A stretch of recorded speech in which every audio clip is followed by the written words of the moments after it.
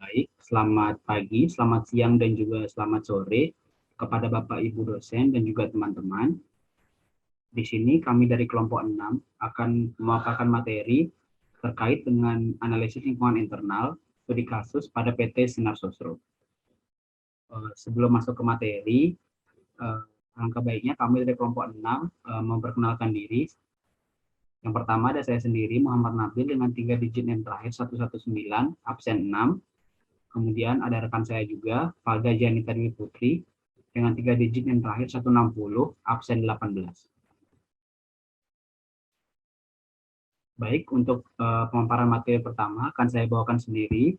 Sebelumnya perkenalkan kembali, saya Muhammad Nabil, absen 6. Di sini saya akan membahas mengenai latar belakang perusahaan. Yang pertama ada sejarah PT Sinar Sosro. PT Sinar Sosro didirikan oleh Bapak Sosrojoyo sebagai generasi pertama dengan lokasi pemasaran masih berkisar di daerah sekitar Selawi dan Tegal, Jawa Tengah. Kemudian, bisnis yang semakin berkembang ini diteruskan oleh beberapa putra dari Bapak Sosrojoyo sebagai generasi selanjutnya, yaitu generasi kedua. Pada generasi inilah mulai merintis inovasi teh siap minum dengan pendistribusian secara nasional dan berkantor di kawasan Cakung, Bekasi. Pada era tahun 90-an, bisnis keluarga Sosro telah memasuki generasi ketiga dengan pengembangan usaha ke berbagai variasi cita rasa, target segmen, benefit, dan juga kemasannya. Kemudian PT Sinar Sosro merupakan perusahaan yang pertama kali memproduksi teh siap saji dalam kemasan botol. PT Sinar Sosro memiliki banyak anak perusahaan yang terbagi dalam beberapa jenis usaha yang memproduksi berbagai semacam variasi produk, seperti teh celup, teh bubuk, dan juga teh siap saji dalam kemasan botol, tetra maupun juga kaleng. PT Sinar Sosro juga memiliki berbagai macam cabang dan wilayah distribusi, seperti di Jakarta, Jawa Barat, Jawa Tengah, Jawa Timur, Bali, Nusa Tenggara, Sumatera Batam, Kalimantan Timur, Kalimantan Barat, Sulawesi Selatan, dan juga Sulawesi Utara. Selain itu, wilayah distribusi PT Sinar Sosro juga meliputi kawasan internasional, seperti di State of Queensland, State of New South Wales, Brunei Darussalam, dan juga Vietnam. Sosro merupakan pelopor produk teh siap minum dalam kemasan yang pertama di Indonesia. Nama Sosro sendiri diambil dari nama keluarga pendirinya tadi, yaitu Bapak Sosrojoyo. Pada tahun 1940, keluarga Sosrojoyo memulai usahanya di sebuah kota kecil bernama Selawi di Jawa Tengah. Pada saat memulai bisnisnya, produk yang dijual adalah teh kering dengan merek teh cap botol, di mana daerah penyebarannya masih di seputar wilayah Jawa Tengah. Pada tahun 1953, keluarga Sosrojoyo mulai memperluas bisnisnya dengan merambah ke ibu kota Jakarta untuk memperkenalkan produk teh cap botol tadi yang sudah sangat terkenal di daerah sebelumnya, yaitu Jawa Tengah. Perjalanan memperkenalkan produk teh cap botol ini dimulai dengan melakukan strategi cicip rasa atau produk sampling ke beberapa pasar di daerah ibu kota Jakarta. Awalnya, datang-datang ke pasar untuk memperkenalkan teh cap botol dengan cara memasak dan menyeduh teh langsung pada tempat. Setelah seduhan tersebut siap, teh tersebut dibagikan kepada orang-orang yang ada di pasar. Akan tetapi, cara ini ternyata kurang berhasil, dikarenakan teh yang tadi telah diseduh terlalu panas dan juga proses penyajiannya yang terlampau lama, sehingga pengunjung pasar yang ingin mencicipinya pun terlalu lama menunggu. Kemudian cara kedua, teh tidak lagi diseduh langsung di pasar, tetapi dimasukkan ke dalam mobil bak terbuka. Namun sayangnya, lagi-lagi cara ini kurang berhasil karena teh yang dibawa sebagian besar tumpah dalam perjalanan dari kantor menuju ke pasar. Hal ini disebabkan karena pada masa itu jalan-jalanan di kota Jakarta masih berlubang dan belum seperti sekarang. Akhirnya muncul ide untuk membawa teh yang telah diseduh di kantor, dikemas ke dalam botol yang sudah dibersihkan. Dan ternyata cara ini cukup berhasil menarik minat pengunjung karena selain praktis, juga bisa langsung dikonsumsi tanpa perlu menunggu tehnya dimasak seperti cara-cara sebelumnya. Pada tahun 1969 muncul gagasan untuk menjual teh siap minum dalam kemasan botol. Dan kemudian pada tahun 1974 didirikanlah PT Sinar Sosro yang merupakan pabrik teh siap minum dalam kemasan botol pertama di Indonesia dan juga di dunia. Untuk selanjutnya yaitu ada visi dan misi perusahaan PT Sinar Sosro. PT Sinar Sosro memiliki beberapa visi dan misi yang menjadi dasar bagi perusahaan dalam menjalankan bisnisnya. Visi yang ada menggambarkan bagaimana kondisi perusahaan yang ingin dicapai di kemudian harinya. Sedangkan untuk misi adalah tugas yang harus dilakukan untuk mencapai suatu kondisi yang diinginkan oleh suatu perusahaan. Dalam rangka untuk mencapai visi dari perusahaan, PT Sinar Sosro menerapkan visi misi. Di antaranya yaitu yang pertama ada visinya, yaitu menjadi perusahaan minuman yang dapat melepaskan rasa dahaga konsumen kapan saja, di mana saja, dan juga memberikan nilai tambah kepada semua pihak yang terkait. Kemudian untuk misi, membangun merek Sosro dengan merek teh alami, berkualitas dan juga unggul, kemudian melahirkan merek dan produk minuman baru, baik yang berbasis teh maupun non-teh, dan menjadikannya pemimpin pasar dalam kategorinya masing-masing. Kemudian ada membangun dan memimpin jaringan distribusi. Yang keempat, menciptakan dan memelihara komitmen terhadap pertumbuhan jangka panjang, baik dalam volume penjualan maupun penciptaan pelanggan.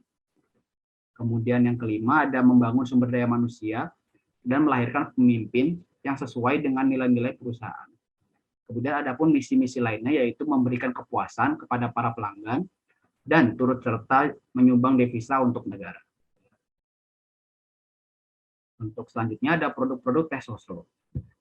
Berikut adalah bahan baku yang digunakan oleh beberapa produk-produk PT Sinar Sosro. Yang pertama ada teh botol Sosro.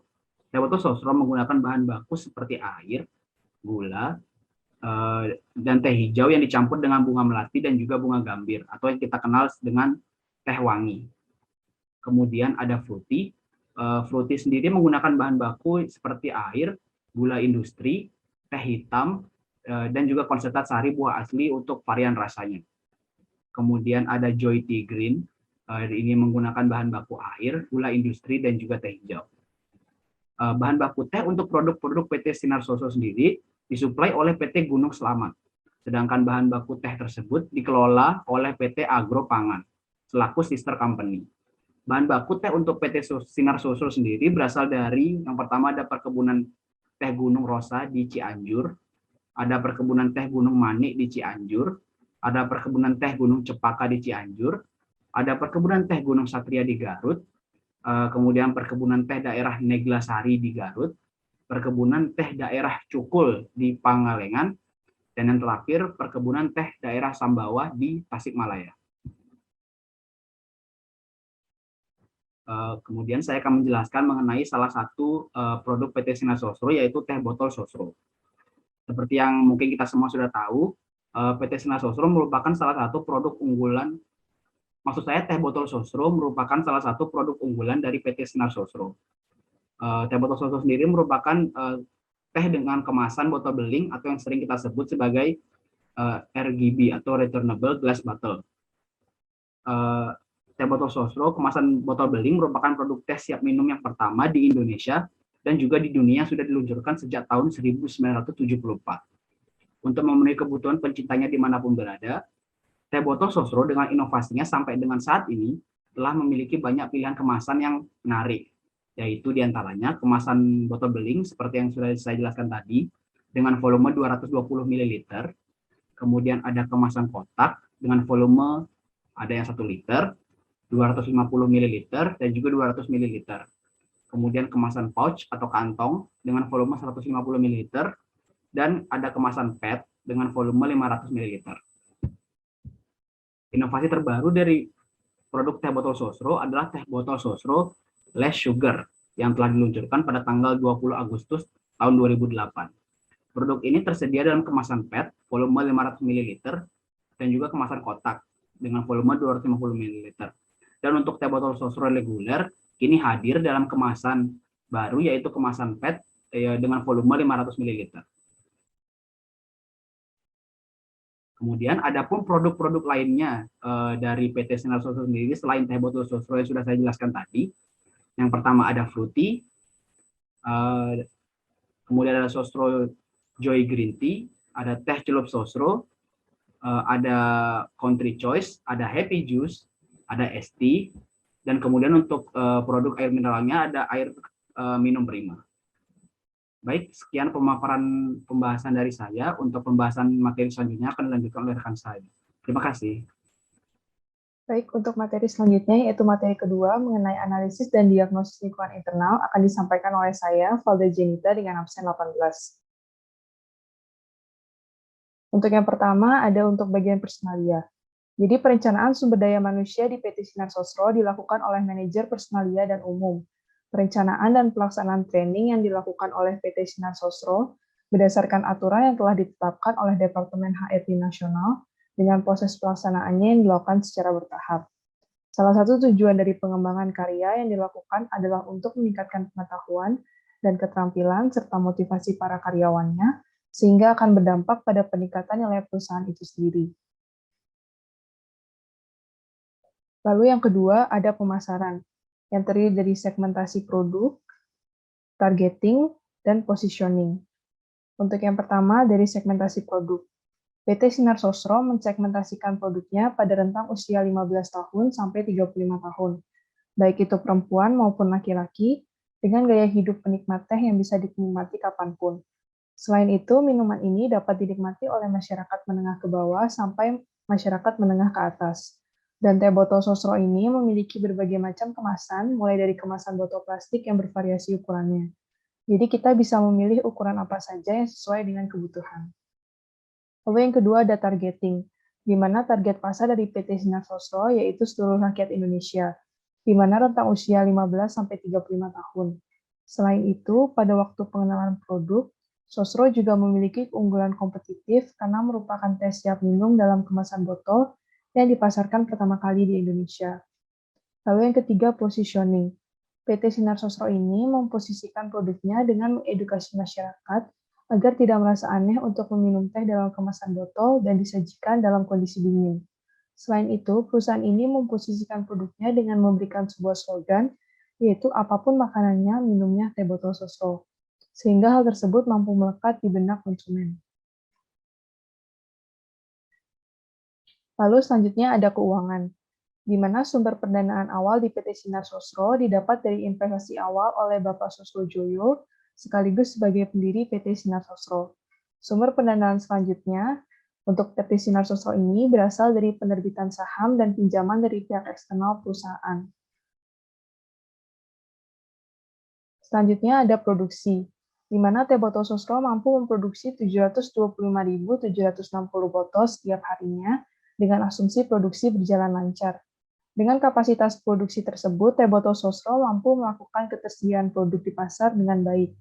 Proses produksi dari teh botol Sosro sendiri terdiri dari 5 tahapan proses, yaitu incoming material, yang kedua rekayasa proses, ketiga pengemasan, keempat pengawasan mutu, dan yang kelima yaitu pengolahan limbah. Selanjutnya yaitu kekuatan.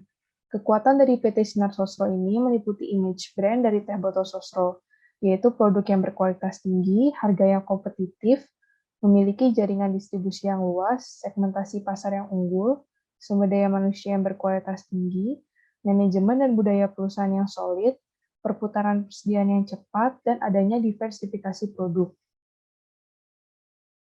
Untuk kelemahan dari PT Sinar Sosro ini, antara lain yaitu biaya operasi yang tinggi, kebutuhan modal kerja yang besar, promosi yang hanya berfokus pada satu jenis produk unggulan, dan kemasan produk yang kurang variatif sehingga membuat konsumen bosan. Selanjutnya yaitu materi mengenai tabel IFAS. Sebelumnya kita harus mengetahui terlebih dahulu pengertian dari IFAS itu sendiri. IFAS yaitu Internal Strategic Factor Analysis Summary atau analisis lingkungan internal, adalah analisis yang bertujuan untuk mengetahui kekuatan, strength, dan kelemahan atau weakness perusahaan. IFAS ini berisi kesimpulan analisis dari berbagai faktor internal yang mempengaruhi keberlangsungan perusahaan. Adapun cara membuat tabel IFAS terdiri dari 5 tahap. Yang pertama yaitu memasukkan faktor-faktor kekuatan dan kelemahan pada tabel IFAS kolom pertama. Lalu yang kedua, memberikan bobot masing-masing faktor strategis pada kolom 2 dengan skala 1 sangat penting sampai dengan 0 yaitu tidak penting. Semua bobot tersebut jumlahnya tidak melebihi dari skor total yaitu 1. Faktor-faktor itu diberi bobot didasarkan pada pengaruh posisi strategis.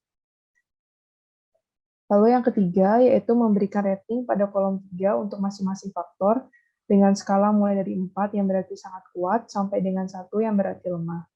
Berdasarkan pengaruh faktor tersebut, variabel yang dianalisis.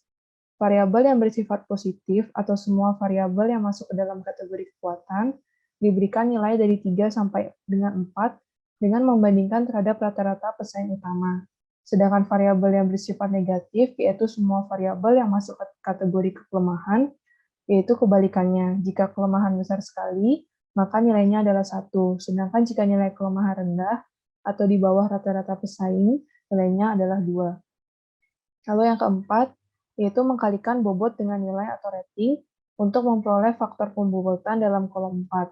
Hasilnya berupa skor pembobotan untuk masing-masing faktor yang nilainya bervariasi mulai dari 4 yaitu kuat sampai dengan 1 yang berarti lemah. Lalu tahap yang kelima dan yang terakhir ini yaitu menjumlahkan skor pembobotan pada kolom 4 untuk memperoleh total skor bobot faktor yang dianalisis. Nilai total ini menunjukkan bagaimana variabel yang dianalisis bereaksi terhadap faktor-faktor strategis internalnya. Terlepas dari beberapa banyak faktor yang dimasukkan ke dalam matriks evaluasi faktor internal, skor bobot total berkisar antara 1 sebagai titik rendah dan 4 sebagai titik tertinggi dengan skor rata-rata 2,5. Jadi skor bobot di bawah 2,5 mencirikan organisasi yang lemah secara internal, sedangkan skor yang secara signifikan berada di atas 2,5 mengindikasikan posisi internal yang kuat. Untuk materi selanjutnya akan dilanjutkan oleh rekan saya. Baik, di sini saya akan melanjutkan pembahasan materi terkait dengan tabel IFAS pada PT Sinar Sosro. Dapat dilihat pada tabel di slide, tabel IFAS, terdapat 13 faktor internal utama yang terdiri dari 9 faktor kekuatan dan juga ada 4 faktor kelemahan. Seperti yang tadi sudah dijelaskan, untuk bobot diukur dengan skala 1 sampai 0, di mana 1 artinya sangat penting dan 0 berarti tidak penting. Di mana kualitas produk yang tinggi menjadi faktor internal yang paling penting dengan bobot 0,12. Di sini sebelumnya kelompok kami juga melakukan analisis tabel IFAS dengan bantuan analisis value chain Michael Porter untuk membantu dalam penentuan bobotnya. Ada 2 aktivitas dalam analisis ini. Yang pertama ada aktivitas utama yang terdiri dari logistik ke dalam, operasi, outbound logistik, marketing and sales, dan juga service. Kemudian selanjutnya ada aktivitas pendukung, contohnya seperti frame infrastruktur, manajemen sumber daya, pengembangan teknologi, dan juga procurement atau pembelian. Untuk faktor produk berkualitas tinggi, faktor nomor 2, faktor ini masuk ke dalam aktivitas utama yaitu operasi. Maka dari itu kami bilang untuk bobotnya itu sangat penting karena masuk ke dalam aktivitas utama yaitu di bidang operasi.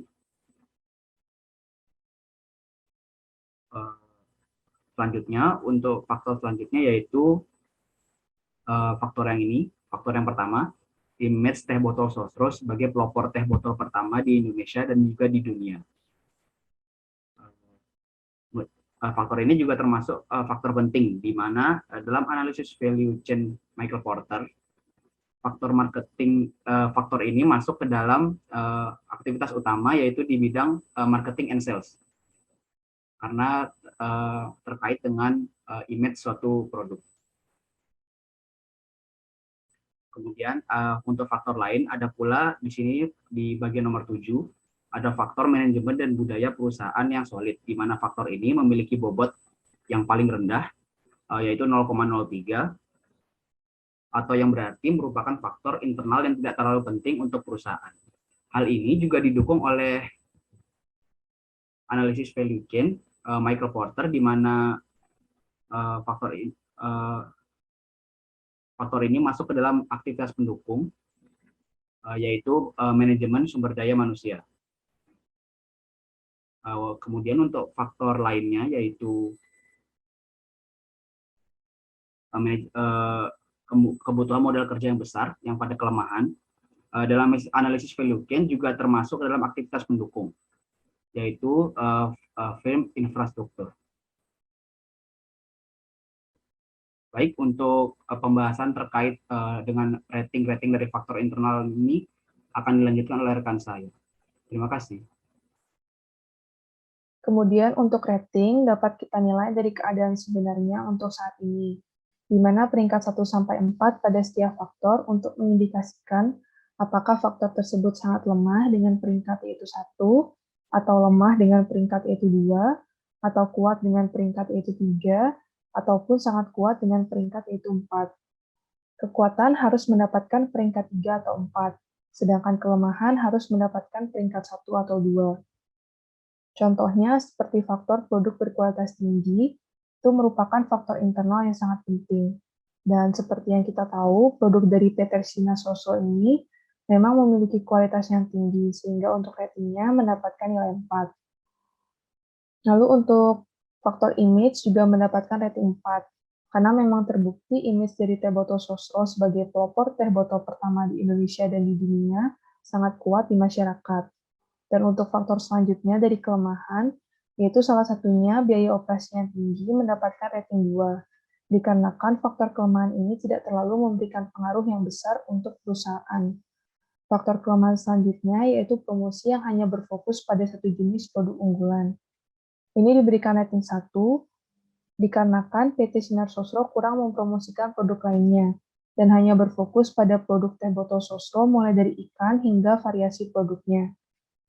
Dan yang terakhir untuk skor bobot diperoleh dengan mengkalikan nilai bobot dan juga ratingnya, kemudian dijumlahkan, sehingga didapatkan hasil untuk skor IFAS sebesar 2,97. Yang berdasarkan hasil perhitungan tersebut, berarti PT Sinar Sosro ini memiliki posisi internal yang kuat.